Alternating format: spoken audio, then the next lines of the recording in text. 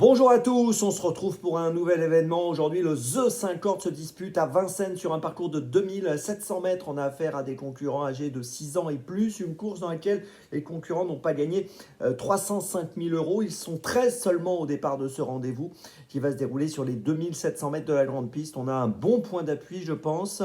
Et derrière, on peut avoir des petites surprises. C'est pas impossible, même avec un nombre de partants restreint.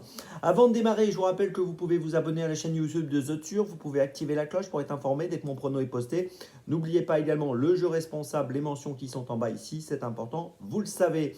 Un petit mot aussi pour vous rappeler que le The Turf Summer Tour continue jusqu'à dimanche. Vous pouvez vous inscrire encore avec le lien sous la vidéo YouTube. Et si vous êtes déjà inscrit, rendez-vous sur les réseaux sociaux de The Turf pour participer à des jeux, gagner des bonus turf ou des cadeaux. Un petit mot également sur l'émission Dans mes jumelles, tous les jours, 3 chevaux sélectionnés plus une petite folie à retrouver. Donc 4 chevaux pour les différentes courses premium. N'hésitez pas à retrouver Dans mes jumelles tous les jours, donc sur la chaîne YouTube de The Turf, sur les réseaux sociaux de The Turf, et vous aurez un lien à la fin de cette vidéo pour retrouver l'émission du jour. Allez, on y va pour ce The 5 aujourd'hui à Vincennes, et on démarre avec le point d'appui logique de la course, le numéro 4, Igusti Sauton, associé à Mathieu Abrivard. Il vient de terminer deuxième au Mans dans la 9e étape du Grand National du Trot, derrière Im du Gers. Il avait bien couru également auparavant à plusieurs reprises. Ici, il me semble capable de jouer un très bon rôle. 8 courses en 2024, 7 fois sur le podium, déféré des 4. Logiquement, j'en attends un succès. Derrière ce concurrent qui est le point d'appui, me semble-t-il, j'ai retenu le numéro 11, Gino Viva. Alors attention, Gino Viva ne sera pas drivé par François Lagadotte qui s'est blessé hier à Caen. François Lagadotte à qui on souhaite un bon rétablissement. Traumatisme crânien, nez cassé pour François Lagadotte hier à Caen. Et donc il sera remplacé par Alexandre Abrivard. On peut noter sa 3e place à Vincennes le 7 septembre dernier. Sur ce parcours, donc des 2700 mètres, il y a quelques jours à peine. Une victoire à Anguin au mois de juin. Les 10 dernières courses, c'est 7 fois dans les 5.